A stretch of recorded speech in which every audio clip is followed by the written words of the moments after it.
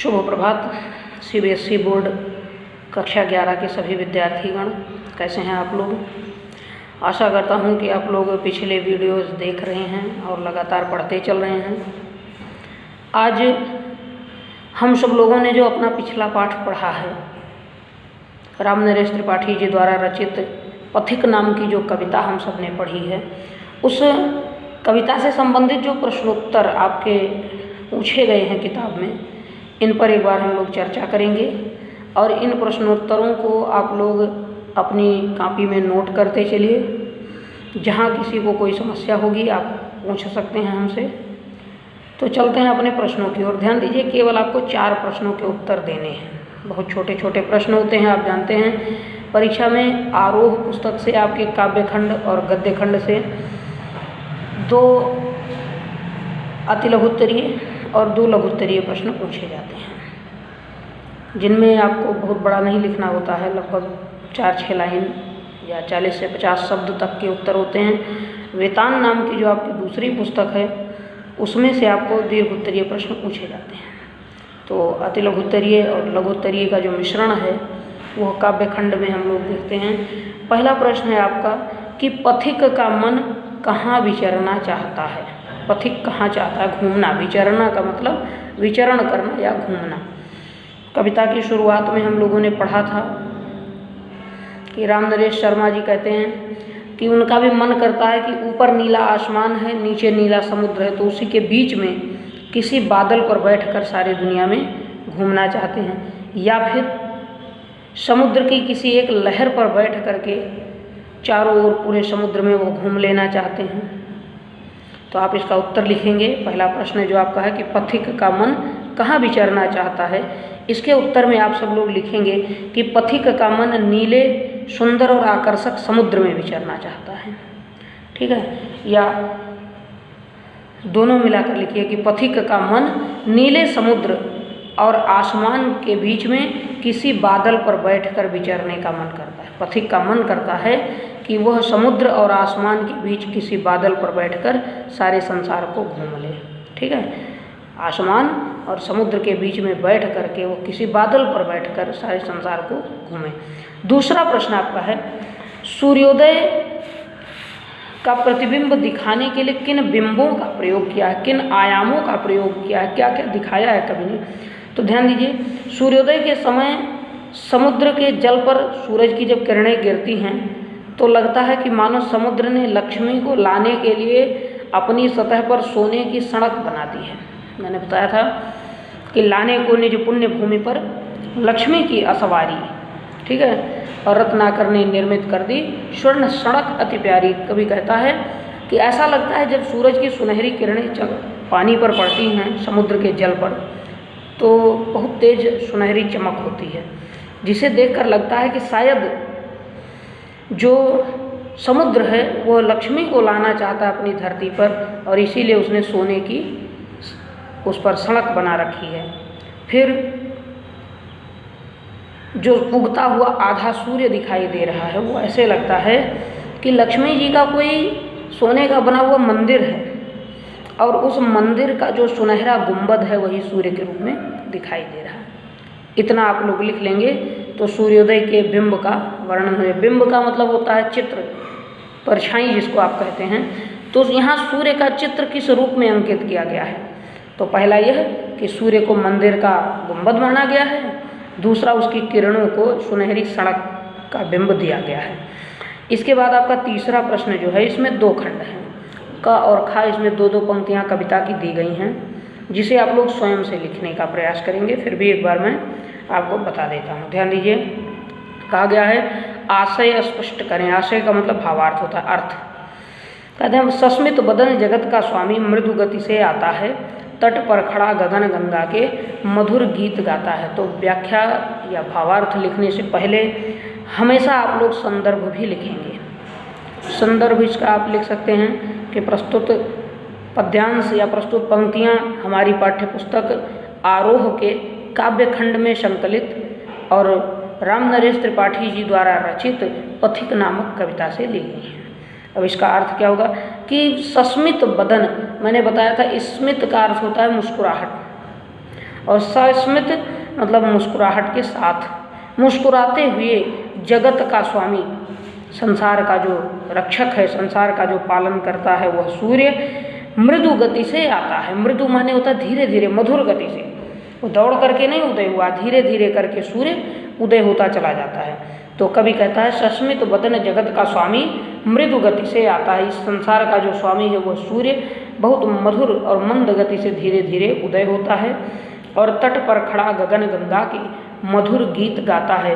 वह आकाश के एक किनारे पर जब दिखाई देता है, आप देखिए क्षितिज में नीचे की ओर से सूर्य निकलता हुआ दिखता है, तो ऐसे लगता है जैसे वो आकाश के पूरी तरह किनारे पर है। अब अगर आकाश को एक नदी मान लिया जाए तो आप ये समझ लीजिए कि वह उस आकाश रूपी नदी के किनारे पर खड़ा होकर मधुर स्वर से गीत गाता हुआ दिखाई देता है। तो इसको आप लोग लिख लेंगे। दूसरा खंड आपका है कि कैसी मधुर मनोहर उज्ज्वल है यह प्रेम कहानी, जी में है अक्षर बन इसके बनो विश्व की वाणी। संदर्भ आपका पूर्व अनुसार ही होगा, जैसा कि पिछले पंक्ति का मैंने बताया है।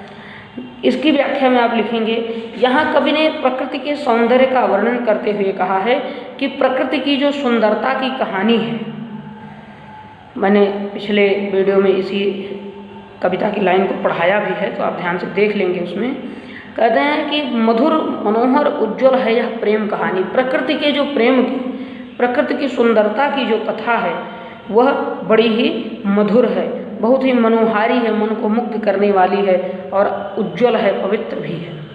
ठीक है, कवि चाहता है कि इसी प्रेम की कथा का कोई एक शब्द, कोई एक अक्षर बन जाए, वह भी उसी कहानी का एक हिस्सा बन जाए और विश्व की वाणी बने, संसार में हर व्यक्ति उसको जाने। जैसे जब कोई लोक कथा, कोई कहानी प्रचलित होती है जिसे सभी लोग जानते हैं, ठीक है, जैसे आप लोगों को एक उदाहरण, एक कहानी है आपकी, आपने छोटी कक्षाओं में पढ़ी है कि एक लकड़हारा लकड़ी काट रहा था तो उसके कुल्हाड़ी उसकी जो थी नदी में गिर जाती है। फिर कहते हैं कि कोई उस नदी से देवता निकलते हैं, उन्होंने लकड़हारे को एक सोने की कुल्हाड़ी देकर कहा ये तुम्हारी कुल्हाड़ी है, इसे ले जाओ। लकड़हारे ने मना कर दिया कि ये मेरी नहीं है, मुझे लालच नहीं चाहिए। चांदी की कुल्हाड़ी को भी मना कर दिया। अंत में जब उसे लोहे और लकड़ी की उसकी वास्तविक कुल्हाड़ी मिलती है तो लकड़हारा खुश होकर के उसे लेकर चला जाता है। तो ध्यान दीजिए, अब उस कहानी को सभी जानते हैं, और जो कहानी जानते हैं तो उनसे लकड़हारे की कथा पूछो चाहे कुल्हाड़ी की कथा पूछो, वो दोनों को जानते हैं। तो उसका जो भी अंश है उस कहानी का, वो लकड़हारा, वो नदी, वो पेड़, वो देवता, वो कुल्हाड़ियाँ, इनमें से कोई भी व्यक्ति अगर किसी एक को जानता है तो इसका अर्थ है कि वह पूरी कहानी को जानता है। तो ऐसे ही जो प्रकृति की कहानी है, अगर जो इसका अंश बन जाएगा तो लोग जब भी प्रकृति का वर्णन करेंगे तो जो इसके अंश हैं उसका वर्णन करेंगे।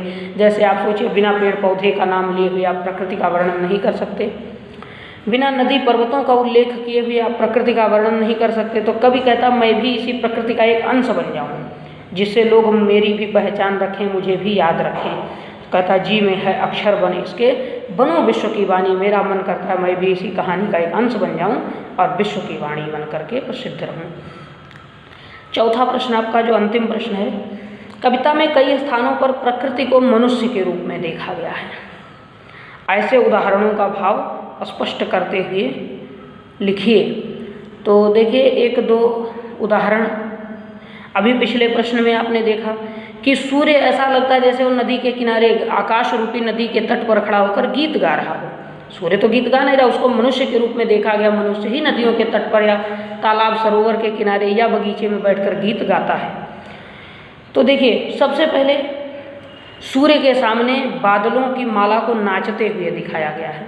नाचना मनुष्य का काम है, तो बादल नाच रहे हैं, यहाँ मानवीकरण है। इसका आशय यह है कि हवा में छाए हुए बादल सूर्य के सामने इधर से उधर उड़ रहे हैं। फिर दूसरा जो अभी आपने पढ़ा कि सस्मित बदन जगत का स्वामी मृदु गति से आता है, वो जगत का स्वामी सस्मित बदन मुस्कुराता हुआ आ रहा है। मुस्कुराते हुए तो मनुष्य आता है, तो यहाँ भी मानवीकरण है। फिर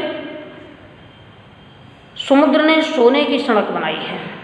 सागर तो ऐसा कर नहीं सकता, ये तो मनुष्य का ही काम है।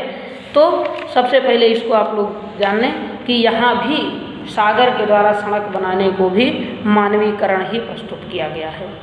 ठीक है, इसके बाद सूर्य को देखकर चंद्रमा, उसमें एक पंक्ति है कि चंद्र भी हंस देता है। चंद्रमा के हंसने में भी मानवीकरण का प्रयोग है। ठीक है। वृक्ष सुंदर फूलों और पत्तों से अपने शरीर को सजा लेते हैं। शरीर तो मनुष्य सजाता है, यहाँ पेड़ों ने सजा लिया, पेड़ों का मानवीकरण किया गया। पक्षी गाने लगते हैं। मतलब कि जितनी भी इस कविता में क्रियाएं हुई हैं सब में मानवीकरण का ही प्रयोग किया गया है। तो इसको आप लोग लिख लेंगे। और एक छोटा सा आपको हम गृह कार्य दे रहे हैं जो आप अपनी इच्छा से करेंगे। आप प्रातःकाल की सुंदरता पर अपनी तरफ से अपने मन की कल्पना के अनुसार 8 लाइन की कोई भी कविता लिखेंगे। अपने मन से बिना किसी की सहायता लिए हुए प्रातःकाल के सुंदर दृश्यों को ध्यान में रखते हुए केवल 8 लाइन की एक कविता आप सभी लोगों को लिखनी है। आशा करता हूँ कि आप लोग ऐसा करेंगे। जब भी विद्यालय खुलेगा ये सारी चीज़ें चेक की जाएंगी और इसलिए एक बार आप लोगों से कहूँगा कि आप लोग लगातार वीडियो को पढ़ते रहिए, देखते रहिए और जहाँ भी समस्या हो हम लोगों से पूछते रहिए। आज इतना ही। कल हम लोग अपना अगला पाठ जो सुमित्रा नंदन पंत जी हैं, छायावादी काव्यधारा के प्रसिद्ध कवि हैं, प्रकृति के सुकुमार कवि कहे जाते हैं, इनके बारे में हम लोग पढ़ेंगे। इनकी एक कविता है छोटी सी, वह आँखें, जिसको पढ़ना है। और आज इतना ही। धन्यवाद।